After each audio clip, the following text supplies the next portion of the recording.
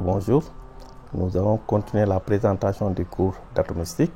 Comme on l'a dit dans la présentation précédente, l'année est subdivisée en deux semestres. Le premier semestre, nous avons parlé de la structure de l'atome, les propriétés de l'atome. Donc n'oubliez pas que l'atomistique, c'est l'étude de l'atome. Donc tout ce que nous ferons dans ce chapitre-là tournera autour de l'atome. Donc le chapitre 1 va parler de la structure de l'atome, ses composantes, les différentes parties de l'atome, les différentes particules qui constituent l'atome.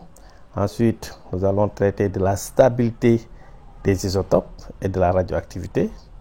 Ensuite, nous parlons des modèles atomiques, des théories classiques. Ici, c'est la théorie classique de l'atome qui va parler de l'atome vu par la mécanique classique, et aussi le modèle de Bohr que vous avez déjà rencontré en terminale.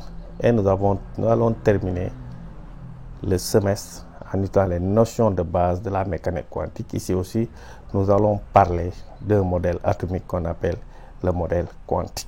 Au deuxième semestre, bien sûr, nous allons continuer par le premier chapitre, l'hydrogène et les hydrogènes en mécanique quantique. Et à partir de là, nous allons commencer par l'étude des atomes polyélectroniques, parce que tout ce que nous avons fait depuis le premier semestre tournait autour des systèmes monoélectroniques comme l'hydrogène et les hydrogéniques.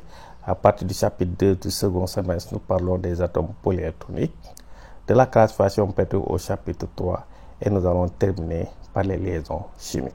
Donc le déroulement des cours à l'université est légèrement différent de ce que vous faisiez au lycée, parce que dans le lycée, vous étiez dans des classes. Ici, les enseignements sont subdivisés en cours magistral qui a lieu dans un amphi et qui réunit généralement l'ensemble des étudiants de promotion. Bien sûr, avec le nombre d'étudiants que nous avons ici, les enseignements vont être divisés en 4 cohortes: cohorte A, cohorte B, cohorte C et cohorte D.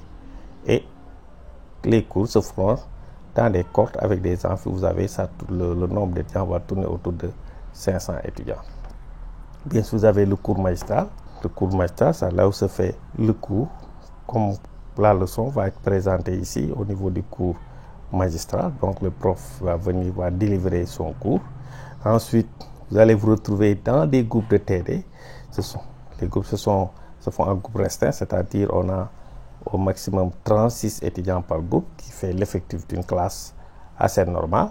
Et dans les groupes de TD, il y a l'approfondissement des notions déjà abordées dans le cours. Donc le prof a fait un cours magistral.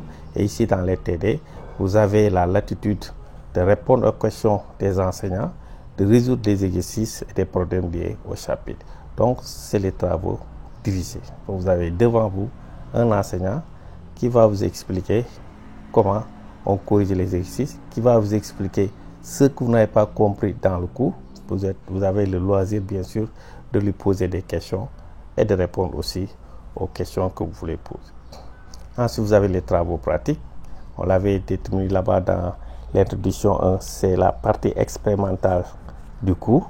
Vous allez chercher de mettre en pratique la théorie que vous avez apprise dans les cours. Et généralement ici, ce sont des théories que vous avez vues dans les classes antérieures, comme les notions de concentration, de dosage, de pH-métrie, etc. Donc, les théories que vous avez déjà vues dans les classes en terminale et en première, vous allez essayer de mettre ça en évidence dans les salles de TP.